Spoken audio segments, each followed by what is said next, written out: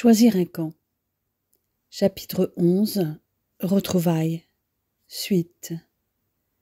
Louise, 21 décembre 1944. Je suis encore sur un petit nuage depuis mes retrouvailles avec Walter, même si nous avons dû nous séparer de nouveau il y a quelques jours. Mais il n'est plus aussi loin, puisqu'il se trouve à 70 kilomètres de Toul. Je suis maintenant rassurée, car elle travaille loin du front. Dans la région de Duren, les combats sur le front de la Ruhr continuent à être acharnés, mais d'autres ont commencé dans les Ardennes, pendant que la bataille fait rage aussi dans la poche de Colmar. Nous recevons maintenant des blessés de ces deux secteurs. Pourtant, les journaux n'en parlent pas. Ce que nous l'apprenons par les soldats blessés. Il paraît même que des commandos allemands revêtus d'uniformes américains et utilisant des véhicules capturés auraient coupé les lignes téléphoniques, changé les panneaux routiers, organisé de faux plantons au carrefour, créant la confusion dans les mouvements américains. Ils ont fini par se faire repérer, car tous ne parlaient pas parfaitement l'anglais. Les Américains avaient usé du même stratagème en septembre devant Aix-la-Chapelle. Il faut être désespéré ou tête brûlée pour faire cela, car sous un faux uniforme, ils risquent la mort par exécution s'ils sont pris, ce qui a été le cas pour nombre d'entre eux. En tout cas, les Américains ont été surpris par cette attaque des Allemands qui serait près de Malmedy en Belgique et Echternach au Luxembourg, c'est-à-dire à une centaine de kilomètres de Toul. Et l'aviation peut difficilement intervenir tant le ciel est couvert. Qui plus est, il y a du brouillard, nous ont raconté les GIs hospitalisés ces derniers jours. L'armée américaine a apparemment dû céder du terrain sur quelques kilomètres repassant d'Allemagne en Belgique ou au Luxembourg, devant la contre-attaque de l'infanterie allemande soutenue par d'importantes forces blindées. La presse évoque les recrutements allemands en nombre, mais aussi la piètre qualité de leur équipement, faisant le parallèle avec la supériorité en armes et en matériel des Alliés. Les journaux parlent de la chasse aux parachutistes allemands par les formations alliées, tandis que leur aviation profite de la moindre éclaircie pour bombarder les arrières et les communications de l'ennemi. Bref, les Allemands contre-attaquent dans les Ardennes et aussi en Haute-Alsace. S'ils sont à une centaine de kilomètres de Toul, ils sont à 80 kilomètres de Mirecourt, où se trouve désormais Walter. Le quartier général de la première armée se veut rassurant et a déclaré que l'assaut allemand était contenu, mais nous n'en menons pas large. Du moins, je n'en mène pas large. Je n'ai pas la même confiance que mes collègues américaines, sans toutefois leur avouer. La guerre n'est pas finie. Churchill l'avait déjà dit, mais von Rundstedt l'affirme également. Les nazis ne lâcheront rien. Je suis certaine que la plupart des divisions blindées qui ont attaqué dans les Ardennes sont des divisions SS. Néanmoins, parmi toutes ces mauvaises nouvelles, j'en ai quand même reçu une bonne. Je n'aurai pas à démissionner. Je suis autorisée à aller travailler à Mirecourt au 21e. Je finis ma semaine et je quitterai Toul le dimanche matin, le 24 décembre. Je vais en faire la surprise à Walter. Je ne vais rien lui dire et lui faire croire que j'ai démissionné. En attendant, je prends soin de mes patients de l'étage allemand. Mes aides habituelles sont tristes de me voir partir, surtout Heinrich. J'en suis certaine maintenant. Il a bien le béguin pour moi. Mais il sait aussi que c'est sans espoir, car je lui ai dit que j'attendais un bébé et que je partais rejoindre le père de cet enfant. Je le rassure, car je sais que c'est Thelma qui va me remplacer, et je sais qu'elle est, elle aussi, attachée à Heinrich, qui est d'une gentillesse désarmante. Je lui promets aussi de lui écrire et lui donne l'adresse de mes parents. Avant mon départ, j'anticipe un peu sur Noël, et j'ai partagé mes boîtes de nourriture avec mes aides. Nous avons partagé des histoires, chanté et plaisanté. Nous avons terminé notre collaboration dans un bel esprit de partage. Walter, Noël 1944. Bizarrement, je n'ai pas reçu de réponse à la lettre que j'ai envoyée à Louise le 19 décembre. Cependant, je suis sûre que je vais en avoir une. Elle m'a bien dit que je ne me débarrasserai pas d'elle facilement et je n'en ai aucune envie. Je la veux près de moi. Une semaine sans elle et je suis en manque. Par moments, le doute s'installe. Viendra-t-elle vraiment me rejoindre? Je sais qu'elle le veut, mais le pourra-t-elle? Il y a tant de choses que je voudrais encore lui dire. Mes mains, mon corps la réclament. Je ne veux que me perdre en elle, sentir son corps frémir de plaisir. J'ai compté les jours et maintenant, je compte les heures. Elle est le seul cadeau que je demande pour Noël. Je me rabats sur le travail, car la contre-offensive surprise allemande qui a débuté le 16 décembre, perçant les lignes alliées en Belgique et au Luxembourg et menaçant la France d'une nouvelle invasion, a rebattu les cartes. Des plans d'évacuation pour retirer les unités de première ligne et exposées ont été élaborés à la hâte pour toutes les installations médicales sur le chemin de l'ennemi.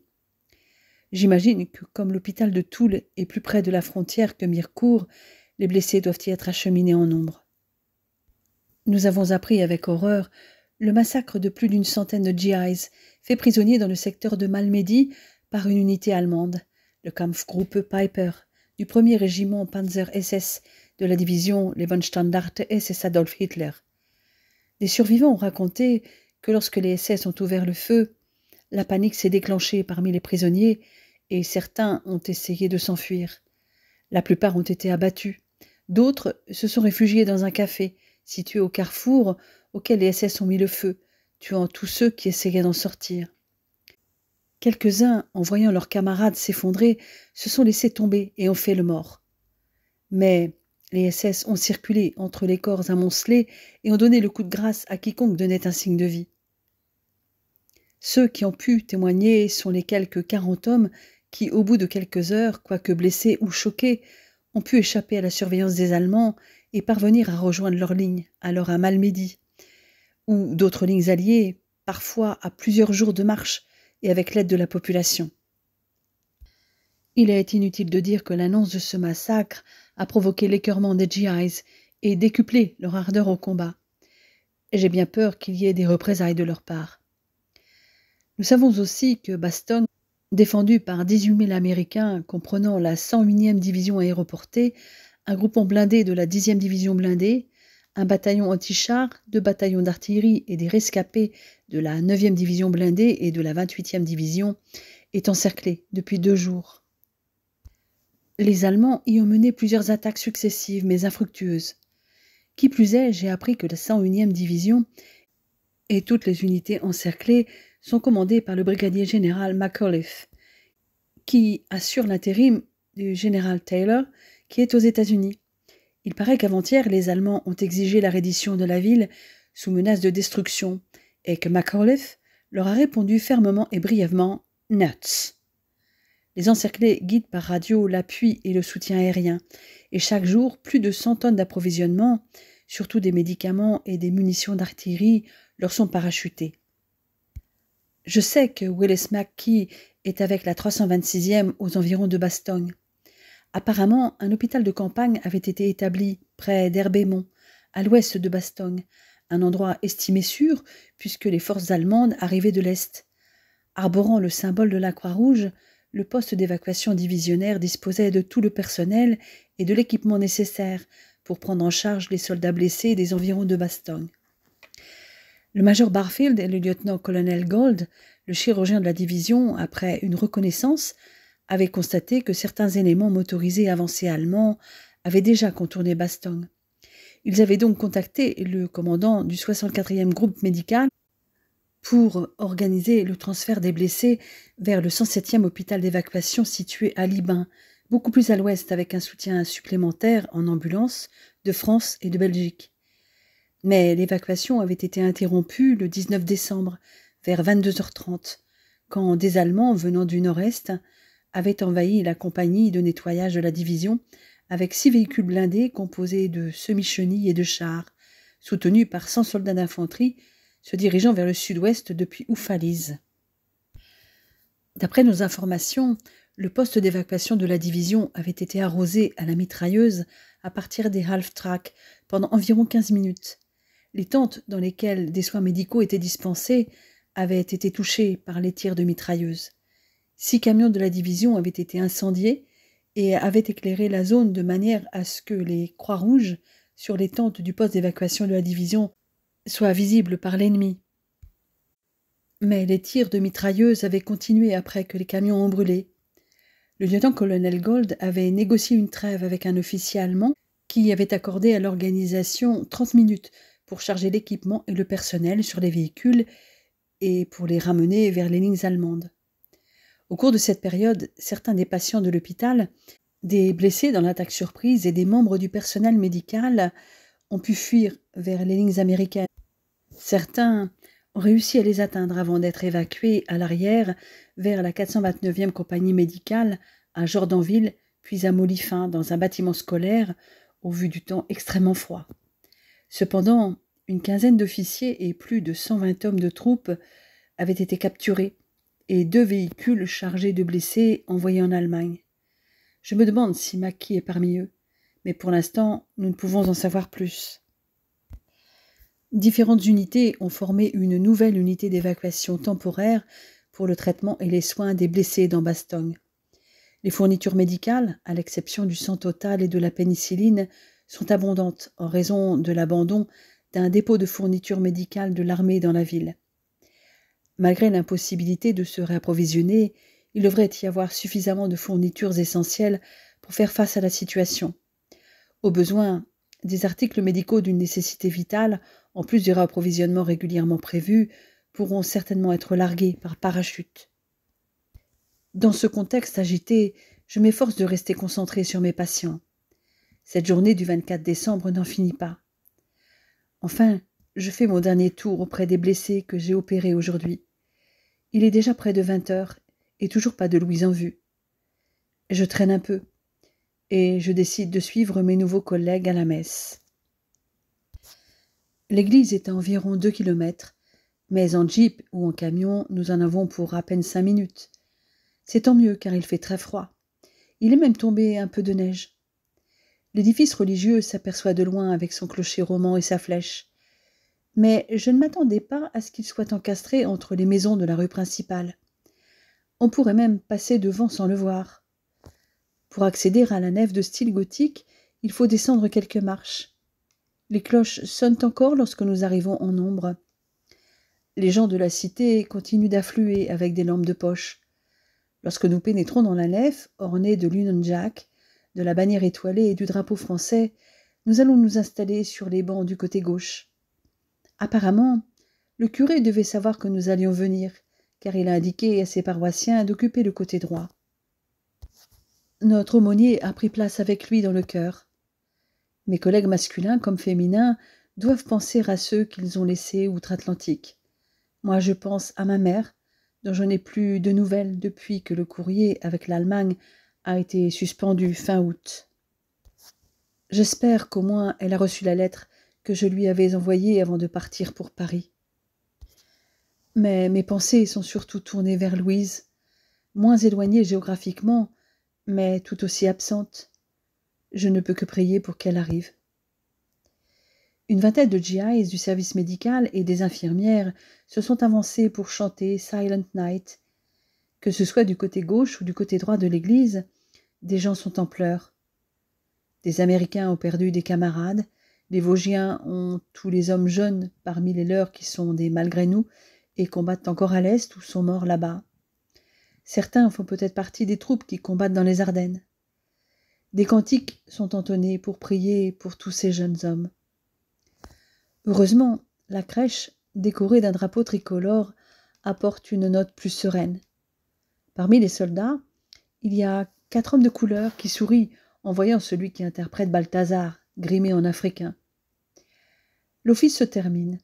Les habitants qui se connaissent s'embrassent. Certains nous serrent la main au passage. J'emboîte le pas au groupe de mes collègues vers la sortie.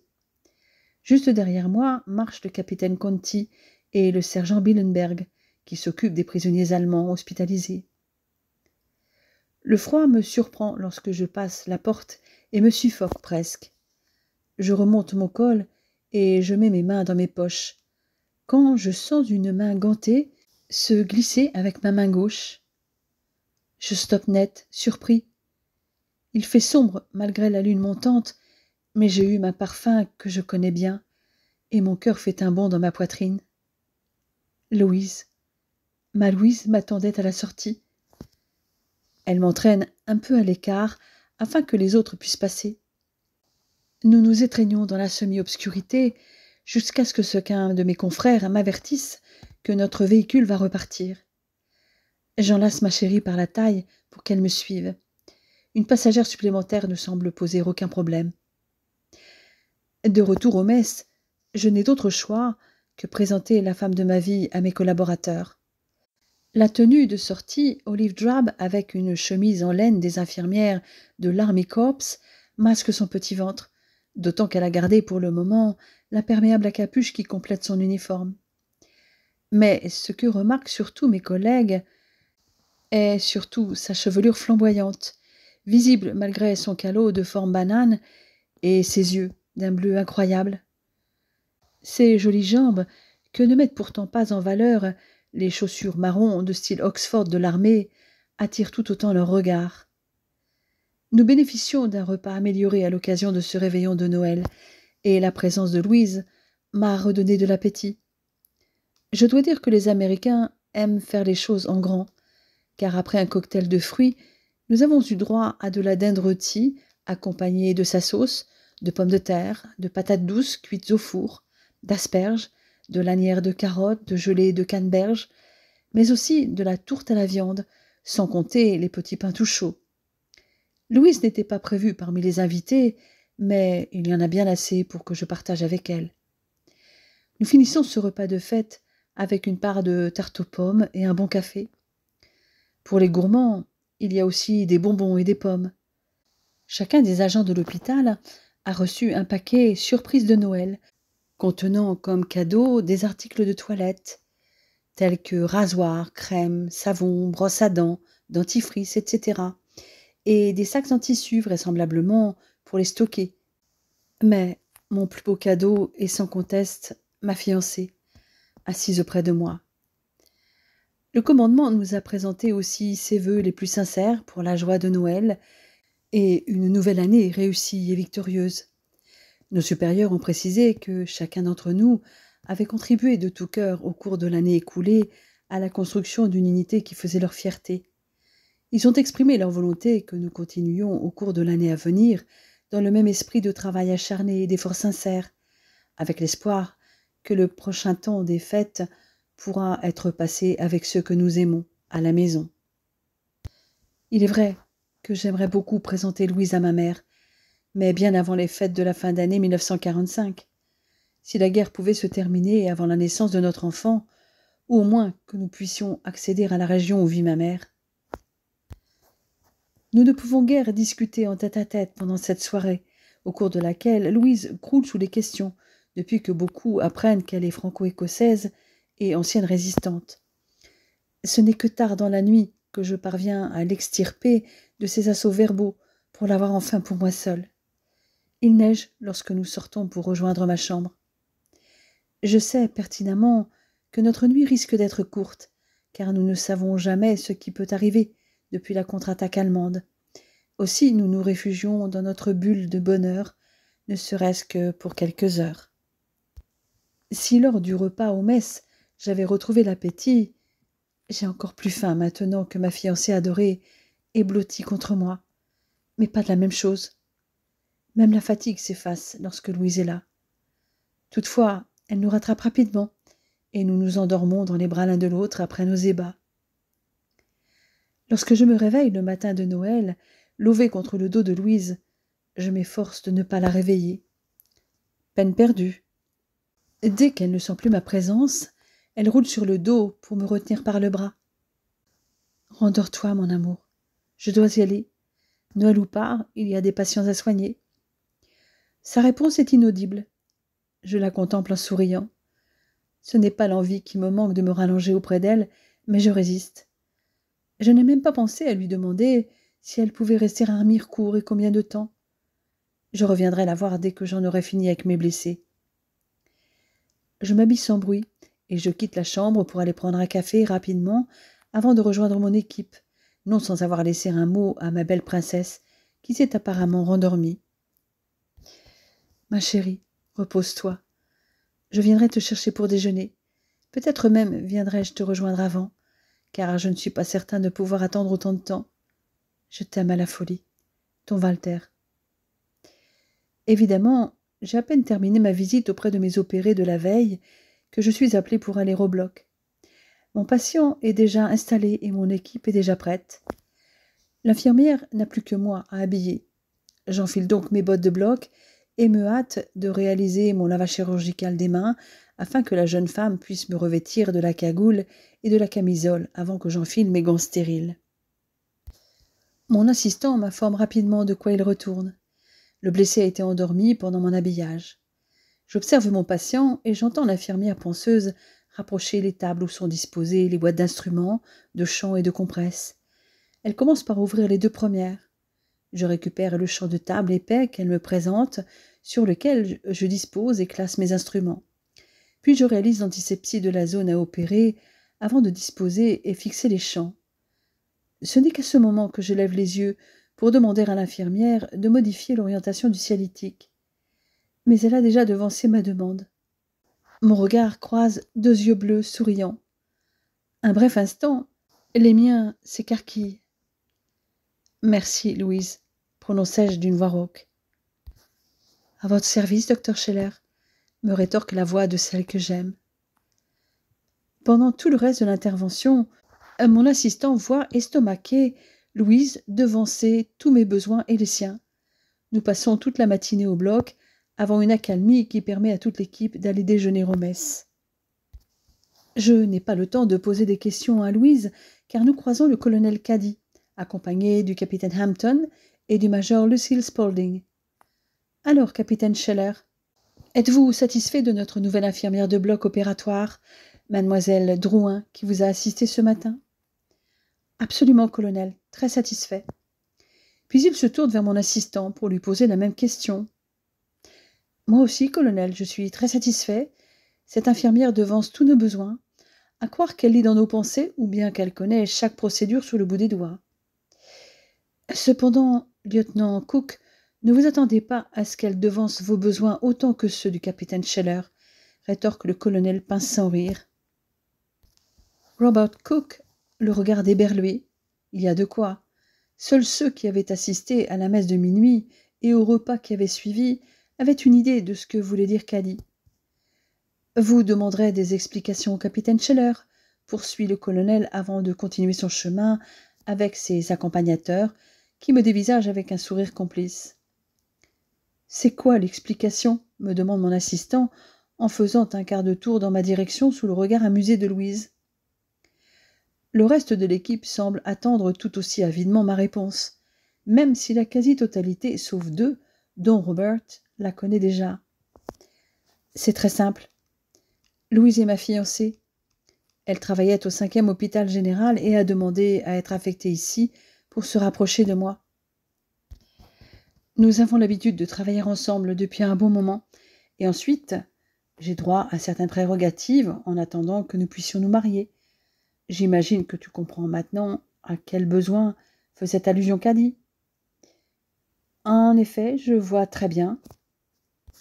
Quant à toi, chérie, comment as-tu osé me cacher que tu allais travailler ici, fais-je en me tournant vers Louise pour la gratifier d'un baiser. Tu ne m'as pas vraiment laissé le temps de le faire, mon amour. Tu avais des besoins plus urgents hier soir, réplique-t-elle du tac au tac, faisant éclater de rire Robert. Je sens qu'on ne va pas s'ennuyer avec vous deux, ajoute-t-il. Cependant, à votre accent, je perçois que vous n'êtes pas américaine, Louise. Ma chérie confirme cette intuition en lui révélant sa nationalité franco-écossaise avec un grand sourire. Ce à quoi Robert rétorque en lui demandant si elle pourrait lui cuisiner de la panse de brebis farcie, car il rêve d'y goûter. Son air malicieux me fait douter. En tout cas, moi, ce genre de plat ne me tente pas. Mais Louise ne se laisse pas abattre et lui propose de lui en préparer s'il trouve les ingrédients, ce qui est fort improbable en période de rationnement. Ce qui n'empêche pas Robert de prendre note des 10 ingrédients.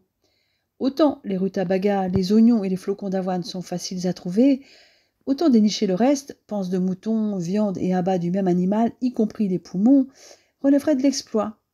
En ce qui concerne le whisky, en revanche, pas de problème. Toutefois, Louise lui précise que son domaine est plutôt la cuisine française. Walter, fin décembre 1944. Le 26 décembre 1944, l'hôpital, bien qu'il soit clairement identifié par les symboles internationaux, a été attaqué par des bombardiers allemands qui ont frappé près de la centrale de chauffage, ne causant heureusement que des blessures mineures et peu de dommages matériels. À Bastogne, bien que la 326e ait été faite en partie prisonnière, une unité d'évacuation temporaire et le 501e poste de secours régimentaire d'infanterie parachutiste avaient continué à fonctionner, et un approvisionnement en pénicilline avait pu être acheminé par avion. Un chirurgien qualifié, le major Howard Searle, y avait aussi été envoyé par le même moyen et, assisté du personnel médical, avait effectué 15 interventions chirurgicales en 36 heures. Il avait reçu les renforts de toute une équipe de 5 chirurgiens de la 3e armée et de 4 assistants chirurgicaux dès le 26 décembre. Tous avaient travaillé sans relâche, bien que les bâtiments qui servaient de salle d'hôpital aient été constamment soumis à des tirs d'artillerie, à des bombardements et à des mitraillages périodiques. Que Hitler ait pu lever une aussi grande armée dans les Ardennes, avec plus de 250 000 hommes appuyés par des centaines de chars, d'autres véhicules blindés et plus de 2000 pièces d'artillerie, tout cela dans le plus grand secret, pose beaucoup de questions embarrassantes du côté des Alliés. Cette offensive a complètement surpris les Alliés pendant les premiers jours et démontre que malgré leur succès et leur avance rapide, la défaite des Allemands ne va pas se faire sans difficulté. Heureusement, les Alliés ont retrouvé leurs esprits. En outre, les Allemands ont certainement été confrontés, comme les Américains, aux difficultés de terrain en plein hiver, mais surtout au rationnement de carburant et autres problèmes d'approvisionnement. Toutefois, plus les Alliés se rapprochent de la frontière allemande, plus la résistance se durcit, comme en avaient déjà témoigné les combats du côté d'Aix-la-Chapelle, et ceux encore en cours dans la forêt de Hürtgen. Les divisions qui avaient souffert dans ces deux secteurs avaient été envoyées se reposer justement dans les Ardennes, jusque-là paisibles. En attaquant là-bas, sans doute le Führer voulait-il répéter l'expérience de 1940 et diviser les Alliés, puisque les Anglais se dirigeaient vers le nord de l'Allemagne et les Américains vers le sud. Et très certainement les couper de leur source de ravitaillement. Peut-être veut-il même mettre un terme à leur alliance politique afin qu'ils signent un accord séparément, afin de pouvoir ne plus avoir à combattre que les Russes à l'Est. Mais les Alliés dominent le ciel, bien que cette supériorité ait été gênée par le mauvais temps. Ils ont bien failli être leurrés par la nomination de von Rundstedt, spécialiste de la défense à la tête des troupes de l'Ouest. D'après ce que j'en sais, il avait pris sa retraite. Je suis certain que Model a continué à tirer les ficelles et que le vieux von Rundstedt ne fait que de la figuration. Il a sans doute fallu racler les fonds de tiroir pour réunir autant de moyens pour cette contre-attaque du Troisième Reich. Les Américains ont des moyens presque illimités et ont fermé les routes principales temporairement ou définitivement. J'ai l'impression que les généraux allemands ont oublié que les conditions ne sont pas les mêmes qu'en 1940. Enfin, disons qu'eux ne l'ont peut-être pas oublié, mais Adolphe, oui. Et les généraux qui l'entourent, soigneusement sélectionnés par lui, tous des bénis oui-oui, ne vont pas le contredire. Le seul avantage que mes compatriotes ont eu pendant quelques jours est celui du mauvais temps qui a cloué l'aviation alliée au sol, qui a aussi gêné les troupes américaines au sol, pas équipées pour l'hiver. Mais la neige et le froid ont aussi perturbé les troupes allemandes. Déplacer un char Tigre de 68 tonnes dans la neige ne doit pas être une sinécure. Car en ce moment, la neige est épaisse dans les Ardennes et il n'y a pas de place pour déployer 4 chars de front. Aussi, déplacer plusieurs divisions de Panzer dans ces conditions est tout simplement de la folie, à moins qu'ils ne veulent qu'encercler la première armée américaine. Toutefois, connaissant la mégalomanie du Führer, je doute qu'il ait des objectifs aussi limités et plus raisonnables, quoique difficilement réalisables. La situation est plutôt désespérée pour les troupes allemandes. Mais je pense que Hitler se moque éperdument des vies humaines qu'il sacrifie.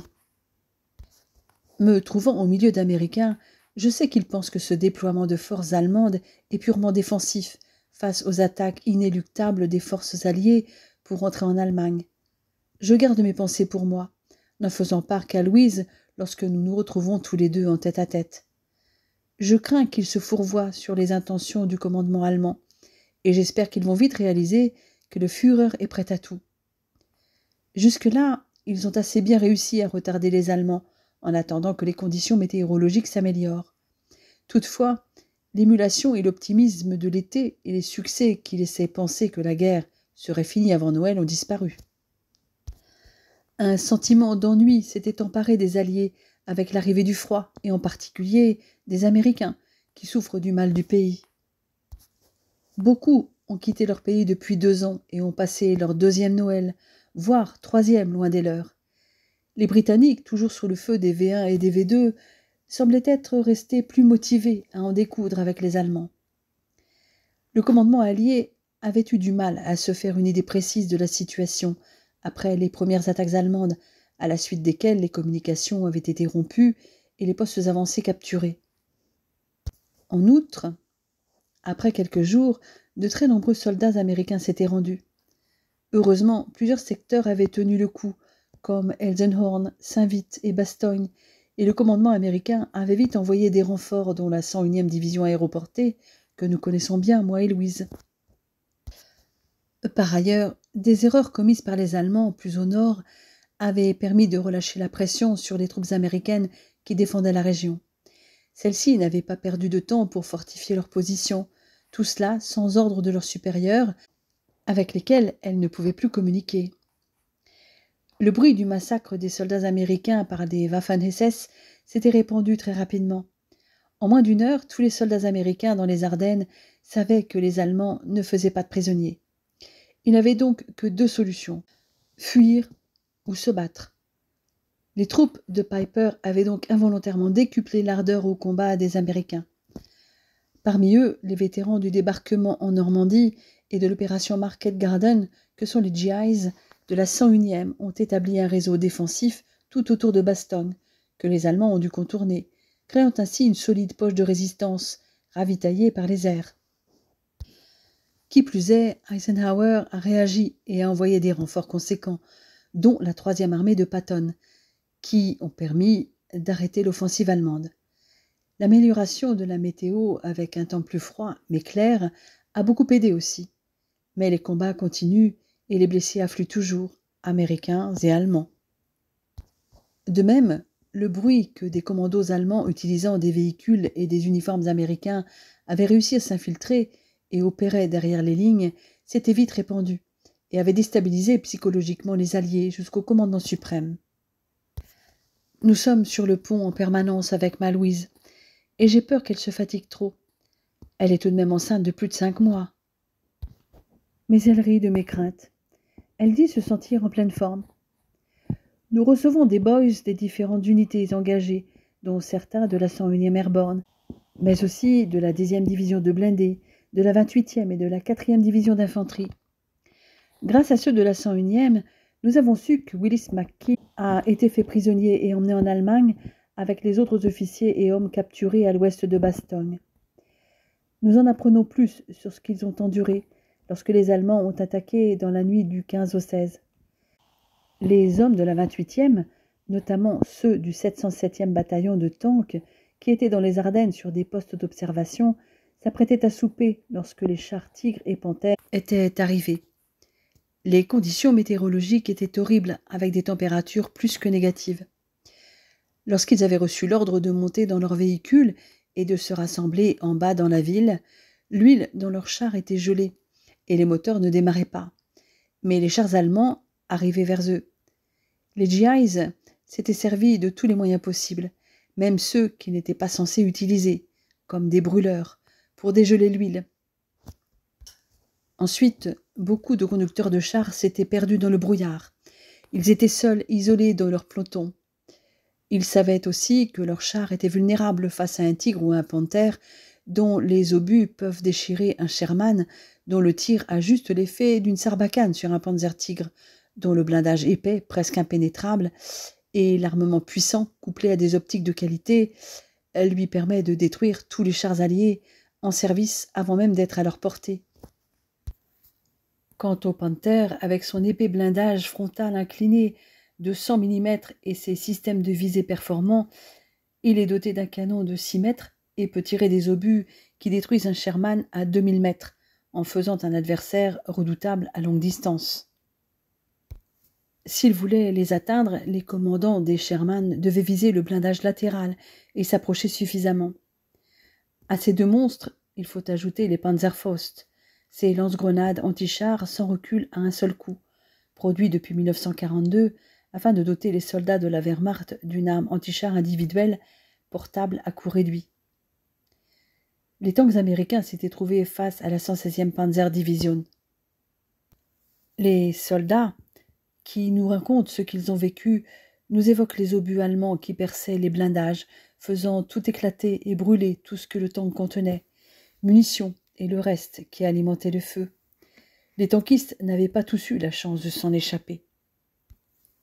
Les blessés que nous avons récupérés nous relatent des spectacles horribles de leurs camarades, parfois à moitié sortis du char, engloutis par le feu, ou tombés du véhicule une jambe en moins. Ils nous disent tous qu'ils n'avaient eu à ce moment-là que deux possibilités, devenir fous ou se ressaisir et se dire que c'est la guerre, l'enfer et qu'il faut passer au travers de tout ça, continuer. Ils s'étaient battus les 3 premiers jours, 24 heures sur 24, sans ravitaillement. Ils avaient fini par se replier en direction de Bastogne, où les troupes avaient tenu 3 jours sans appui aérien. D'autres avaient déjoué les Allemands et avaient rejoint les lignes alliées au-delà de Bastogne. C'était quand la 5e division de Panzer avait contourné Bastogne que le haut commandement américain avait envoyé la 3e armée pour éviter l'encerclement. Seulement, celle-ci était à 260 km de là, en France. Des blessés de cette 3e armée nous expliquent avoir roulé jour et nuit sur des routes accidentées et enneigées, avec un vent cinglant et même une obscurité complète lors de la dernière nuit. 32 tanks Sherman du 8e bataillon étaient arrivés en moins de 24 heures. Mais les Allemands avaient déjà encerclé la ville. Le 22 au soir, la poussée allemande vers la Meuse était stoppée. Les colonnes de Panzer bloquaient les routes des Ardennes et de nombreux tanks étaient tombés en panne. Pendant ce temps, les renforts de Patton étaient arrivés, épuisés, et on leur avait demandé de continuer et combattre pour entrer dans la ville. Là, ils s'étaient retrouvés dans un chaos indescriptible, confrontés à des Yak Tiger, des tueurs de tanks autopropulsés, des bêtes blindées de 78 tonnes, dont les obus de 128 mm à grande vélocité peuvent fendre un Sherman à plus de 3 km. Les quelques chars américains ayant réussi à entrer dans la ville étaient très vulnérables. Ils ne pouvaient pas tourner dans les rues étroites et ne pouvaient qu'avancer ou reculer. En approchant chacun des villages proches de Bastogne, ils faisaient feu, le canon tirant dans une direction et la mitrailleuse coaxiale dans une autre, vers les bords de la route. Ils devenaient des avalanches de tirs, combattant en mode tourelle ouverte afin de voir plus vite les cibles, car avec le périscope, la vision était limitée. De cette façon, ils pouvaient attaquer rapidement, mais étaient aussi exposés. Il y avait donc eu plusieurs commandants de tanks blessés, car l'infanterie n'avait pas toujours eu le temps de nettoyer toutes les maisons, et dans certaines il restait des soldats allemands. La percée finale vers Bastogne même avait commencé le 26 décembre. Malgré des tirs allemands intenses, des chars étaient parvenus aux abords de la ville. La 4e division blindée l'avait payé cher, avec plus de 1000 hommes tués ou blessés et 28 tanks perdus. Mais le temps s'était enfin dégagé, permettant l'intervention de l'aviation pour chasser les Allemands des Ardennes.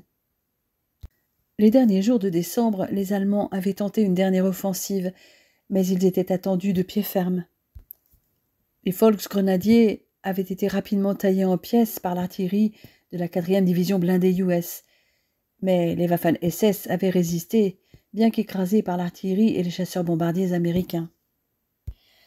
Leur progression avait ralenti peu à peu, malgré l'arrivée de nouveaux éléments de la Leibstandarte, d'une SS Panzer Division et d'une division de Volksgrenadiers.